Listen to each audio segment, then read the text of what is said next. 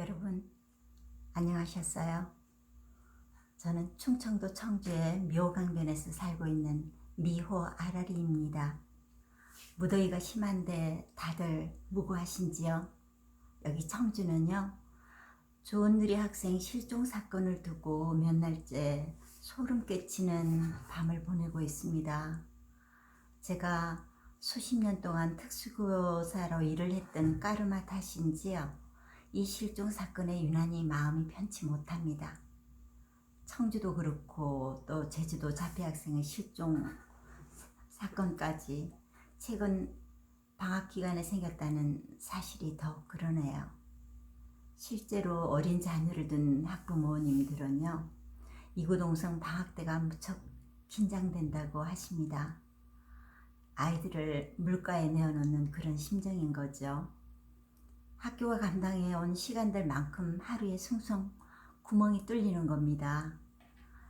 건강한 자녀 관리도 이렇게 신경이 곤두서는데요, 하물며 심신에 장애가 있는 자녀를 둔 부모님들의 긴장도는 얼마나 높겠습니까?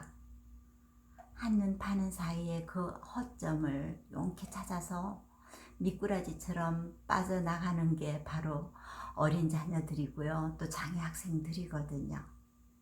저는 퇴직 후에도 일주일에 몇 시간 학교 파견 심리 치료 강사로 일을 하고 있어요.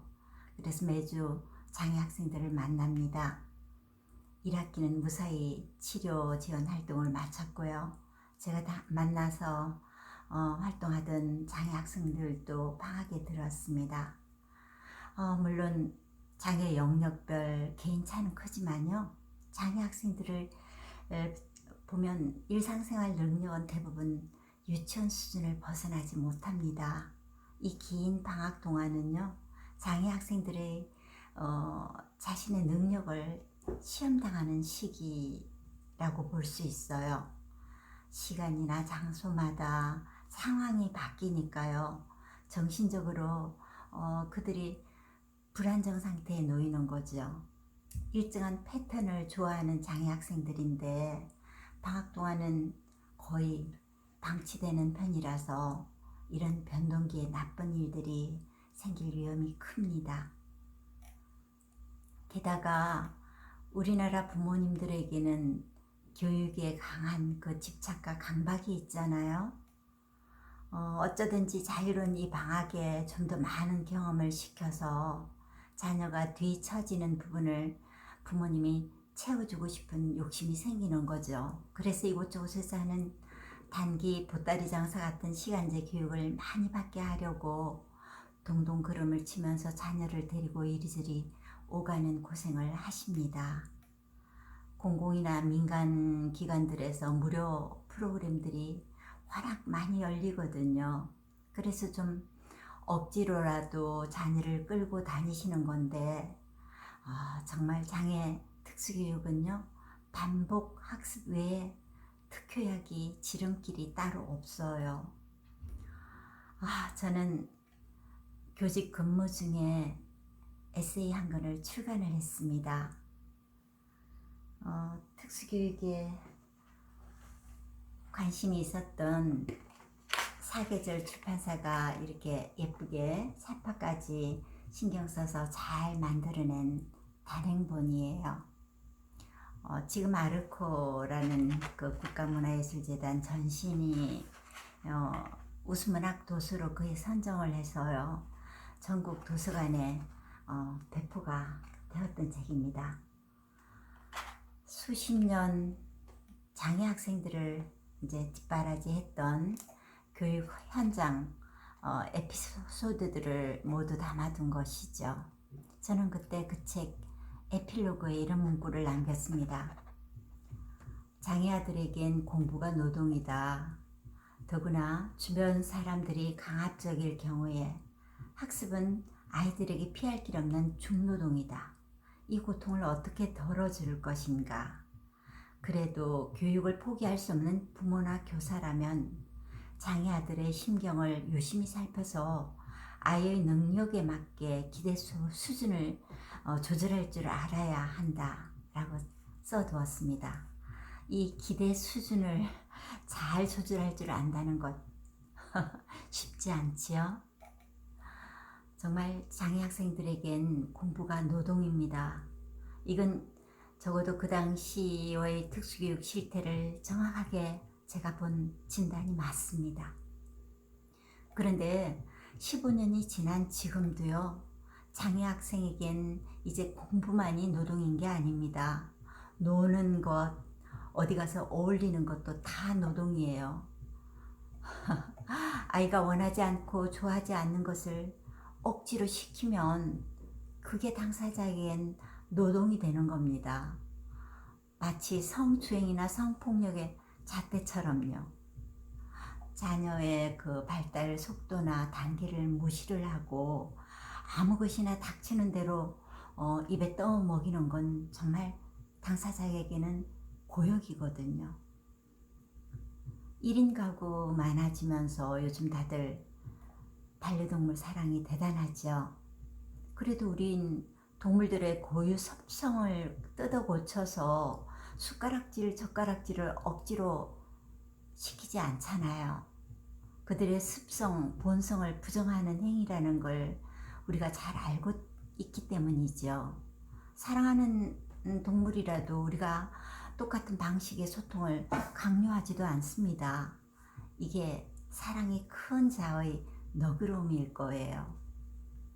우린 같은 가족이라는 이유로 또 나와 수준이 똑같아져야겠다는 강박 때문에 장애 자녀에게 너무 많은 요구와 간섭을 하는 것 같습니다. 노는 것에서부터요, 사는 기술까지 너무 고차원적인 요구를 해댑니다. 사랑이라는 명분으로요. 은유리 학생이 등산길에서 벌써 혼자 꽁꽁 숨어버린 지 열흘째입니다. 1260명 수색대원, 탐지견 17마리, 드론까지요 투입을 했다는 거군요. 게다가 제주도의 자폐 학생 동현이가 사라진 지도 닷새가 넘었는데 이 두 실종 사건은 우리가 지나치게 교육, 보호, 또 훈련이라는 미명으로 너무 많은 요구와 강요를 집단이나 가정에서 한 게 아닌지 생각해 보게 합니다. 장애 학생도 우리 보통 비장애인들처럼 물론 사회인으로 성장은 해야지요. 작은 일이라도 맞도록 교육과 훈련은 필요합니다. 그러나 능력이나 성향의 차이가 확연할 때 우린 그 상태를 그대로 인정해주고 몸과 마음이 스스로 열릴 때를 기다려서요, 보채지 말고 기다려 주어야 합니다. 다그치면요, 그나마 그 자리에 좌절하고요, 무너져 버리는 속성을 가진 생명들이거든요. 그들은 어쩌면 지구 바깥에서 특별한 배역을 맡고 우리에게 온 연기자들일지 몰라요.